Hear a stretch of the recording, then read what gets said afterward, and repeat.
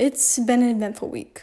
Hi, I'm Tracy Dargan, and I am from Houston, Texas. And here in the good old Lone Star State, we experienced a snow blizzard for the first time in my life. And due to power outages and whatnot, I was not able to film nor edit videos last week. So for this week, I created a little video diary showcasing my thoughts and experience during a snowstorm in Texas. Enjoy.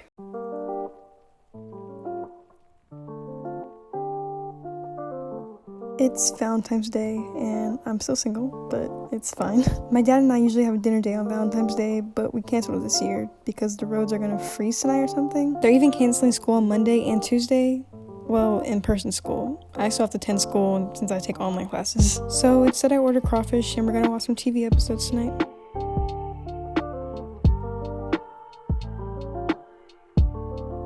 I just got a warning on my phone about the roads tonight, urging everyone to stay home, saying that driving on the roads is life-threatening.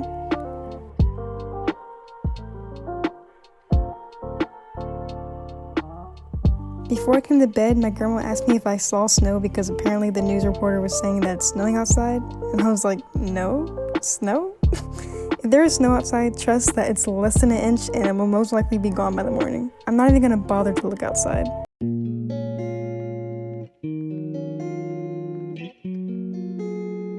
I always stay up late, usually finishing up school or working on personal projects. The night is a nice time for me to sort out my thoughts. It's quiet, the darkness makes my surroundings less distracting, and everyone's asleep so no one bothers me.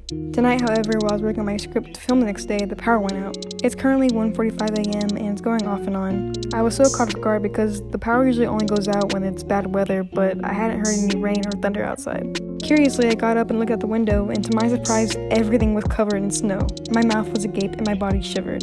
I had never seen this much snow in Texas. Sometimes we get patches in the morning, and we beg our teachers to let us play outside before it melts in the afternoon. It's really snowing, like enough to build a snowman, or have a snow fight. Maybe even go sledding on the golf course here in my house. Now I'm going to bed. Tomorrow will be the greatest snow day Texas has ever seen.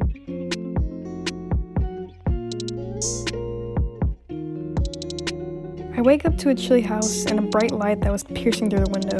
I check my phone to realize that the power is still out, nothing is charged, and my laptop is dead. I get up and look at my window, and the snow is still there, and it's more clear and bright than last night. The white color of the snow gave off a bright light, and it was somewhat strange to look at. I never thought that I would see snow in my front yard, and something about it was alarming. It was the most beautiful yet terrifying thing I've ever seen.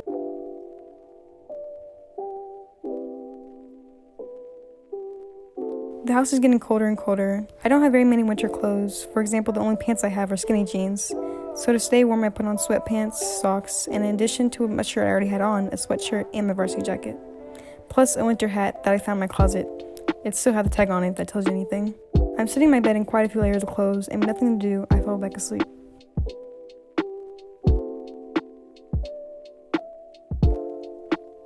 I'm awoken by a creak in my door, and it's my dad with news. And from what I can comprehend with my partially awake mind, he says that my brother and I are going to my aunt's house because the power is still out, and the house will only get colder at night. To say that I'm nervous about driving on the road is an understatement. I'm mostly worried about the other drivers on the road. The only thing keeping me hopeful is knowing that my dad was raised in Arkansas, and he has driven a snowstorm before.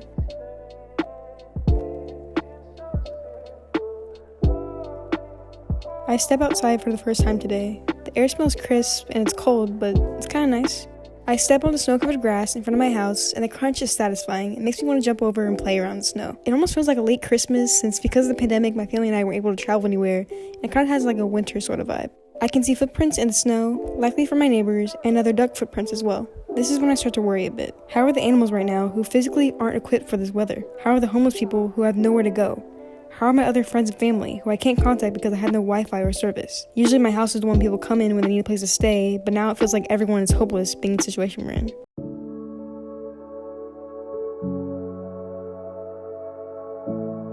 The ground is shaky while driving. Some surfaces on the roads are rougher than others. The power is out for miles, and almost none of the streetlights work. And when we reach four-way intersections, it feels dangerous. To stay safe for avoiding freeways and highways, it takes longer than usual, but it's for the best. When we turn a corner, we see a car accident.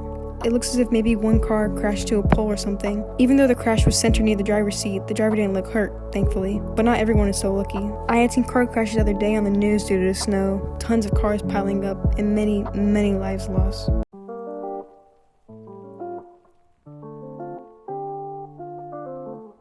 Getting out of the car was a struggle. The ice was beyond slippery and it was difficult to walk on. I had to hold my brother's hand just to make it up the hill without falling. It's a nice feeling when we get in the house though. The power is working and we were able to use our electronics in the bathroom again. I started to play Sims to take my mind off everything while playing an episode of Breaking Bad in the background. Over time, however, the living room gets colder and colder. The only warm place in the house was the office.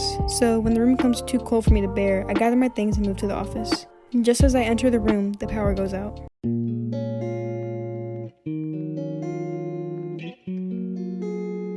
That night, it got so cold and dark, the house must have gotten down to 30 degrees. I again had to wear layers of clothes, and with it being nighttime, I had to use a flashlight to get everywhere. It felt like a horror movie, but honestly, all of last year felt like a horror movie. I decided to sleep in the same bed as my aunt, to get as much warmth as possible. I couldn't sleep though. My whole body was freezing, despite the amount of layers I was wearing.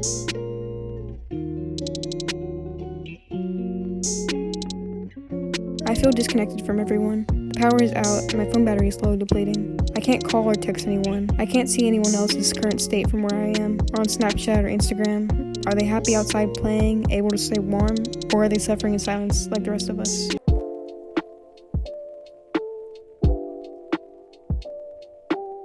When I woke up on Sunday, the house was at 47 degrees. I don't remember falling asleep, but it must have only been for a few hours because I was still very exhausted. We all got in the car, having to raise the garage door physically because of the power outage. We turned on the car, and the warm air has never felt so amazing. We called my father, who said the power in our house came back on, and he couldn't pick us up. On our way back home, I noticed that everything was closed, the only thing open being Whataburger. I also saw families outside playing, which was nice. There was one family using a clothing basket as a sled, and the others were out there playing with their dog in the snow. It's nice to see some people making the best out of the situation, because it distracts you from all the sadness and destruction you see on the news.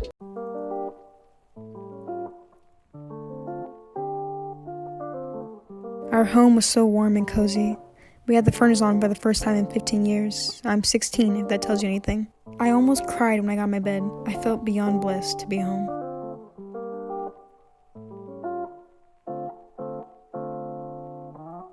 My dad turned our pipes off, and not having water was an experience, especially since I started my menstrual cycle 2 days ago. I won't go into detail, but it felt disgusting.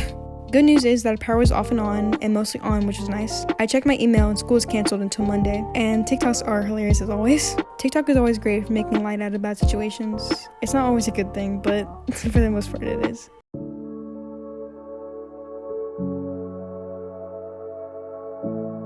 Now, majority of the snow is gone, but the effects are still present. It's unfortunate that our state was not prepared for this, despite knowing that this was coming.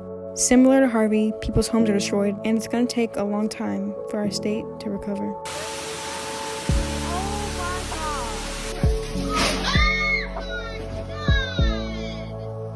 Guys, so this is my house.